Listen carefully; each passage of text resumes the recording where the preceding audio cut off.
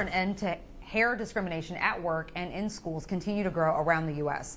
Just this week, a high school student out of North Carolina says she was forced to either cut her hair or sit out the rest of her softball game. Nicole Piles told local news stations she was playing in a game when umpires told her that her hairstyle violated policies. Piles was wearing knotless braids with beads on the ends. She says umpires forced her to take out the beads. It's this story and several others that have many calling for legislation to end discrimination based on hair texture or style, which mainly affects Black people. Tonight's guest has done a lot of work in Texas to push the Crown Act, which stands for Creating a Respectful and Open World for Natural Hair. WFAA Dallas anchor and reporter Tashara Parker has used her platform to share stories on those impacted by hair discrimination. Tashara, thank you so much for coming on the show. First and foremost, Yodit, thank you for having me on your show. Absolutely elated to be here and happy that I can share the stage with you and your brilliance, because we need to see it and we need to hear it. Absolutely, sis. All right, so you went viral last year after appearing on air rocking multiple buns running down your back, or running down your head, that is. This, of course, wasn't the first time you've worn your hair natural, but it really resonated with so many who appreciated how you represented.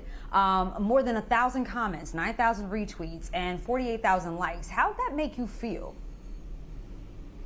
Well, you know what? It was interesting because that was supposed to be a negative situation, and I feel like we kind of flipped it on its head and made it something positive, because what folks don't realize is at the very beginning, we actually received a lot of negative feedback, a lot of negative commentary in regards to that particular hairstyle. People saying that it was unprofessional, it's a party hairstyle, something that you shouldn't wear to work.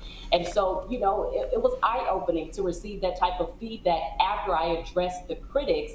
People basically sharing their stories with me about things that they have went through. It led to the creation of the bun ministry, so to speak.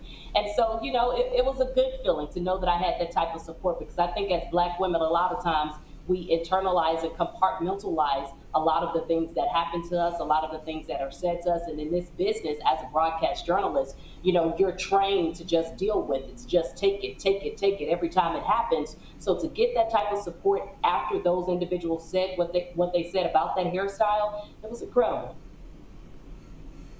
Right. So you mentioned that there were a few that said that the hairstyle wasn't professional, which you replied to with, well, who determines what's professional these days? Would you say that that was the beginning of your journey to getting legislation passed?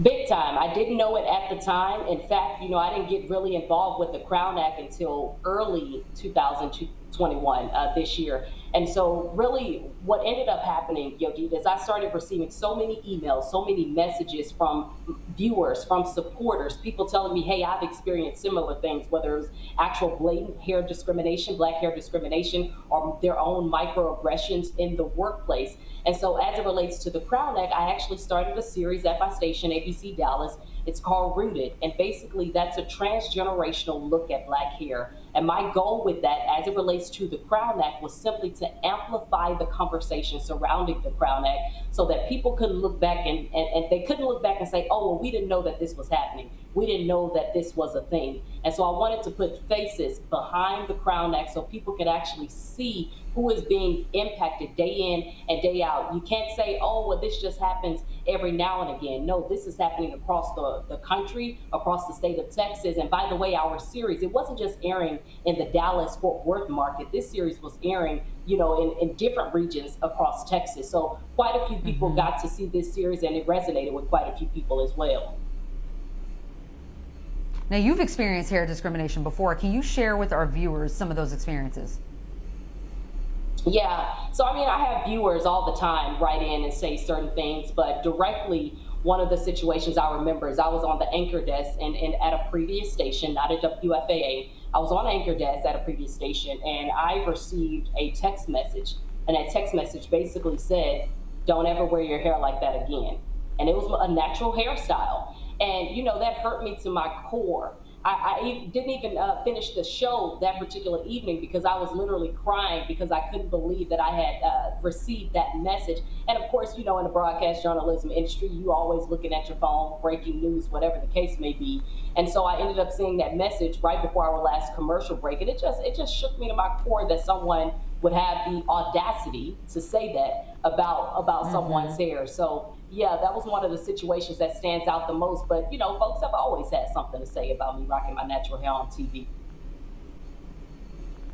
Now, you've done a lot of work telling the stories of those affected by hair discrimination. You broke the story on Dakari Davis. Why are you so compelled to tell these stories? Well, you know, I think people need to see it. I think, as I mentioned earlier, Yodit, that people need to know that this stuff is still happening. It's sad that in 2021, the year 2021, May of this year, that we're still having this conversation, and it's a necessary conversation. And, you know, I feel compelled to tell it because I was given this platform. Of course, I went viral for that hairstyle. I didn't want this platform to go to waste. Right? I feel like a lot of times people have these platforms, they don't use it for any good reason. I wanted my platform to be used for something that was going to uplift and something that was going to help the next person, the next generations, which lawmakers in Texas could have helped the next generation as well. But you know how that turned out in Texas, and I'm sure we'll get to that with the Crown Act. But yeah, you know, I just wanted to uplift people. I wanted to make sure that I could share their stories. The story that you just mentioned, Dakari Davis is a police officer here in Dallas, and he basically wore a braided hairstyle, a cornrow hairstyle, straight to the back, and he was told that that particular cornrow hairstyle was unapproved and unprofessional. These were through open records request documents that I got about his situation, and I couldn't believe what I was reading about what had happened to him in the workplace. He ended up overall getting all of that stuff rescinded. He's back on the job now. But it sucks that he even had to go through that,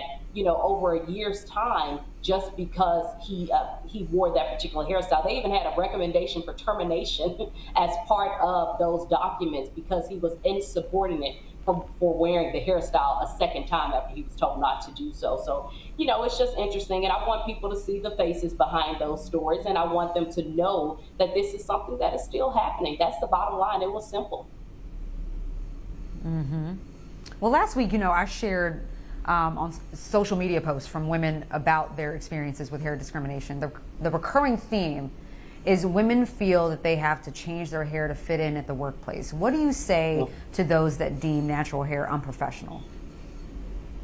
Well, first, let me just say this, Yodit. Again, the Crown Act did not make it out of the House here in Texas. You know, I can't imagine how it must feel to have the power to impact generations to come and do nothing. You know, let's not pretend that we're asking for something that's wildly unheard of, something that's out of this world. You know, we're here trying to exist naturally, fully. That's actually how I started off my testimony when I was asked to testify in front of the State Affairs Committee on behalf of House Bill 392, the Crown Act here in Texas.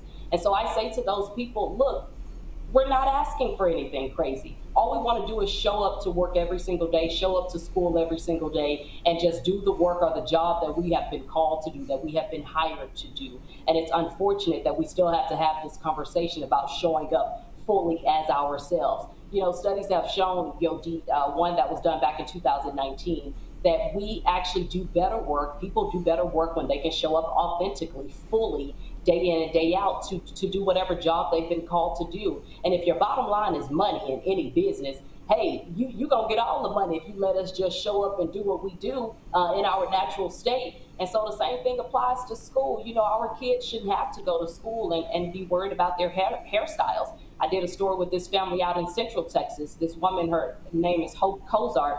Her son actually wore a top knot, and he had been in suspension several days simply for wearing a braided top knot to school. They were taking this young man out of class for several days and putting him in school suspension because of his hair. Well, you know what, Tashara, I'm just so very proud of you for the work you're doing to create change for the betterment of us all. So I'm so thankful for you. I appreciate you and continue to do the work, sis. We see you. Thank you, Yodit. I see you too. All right.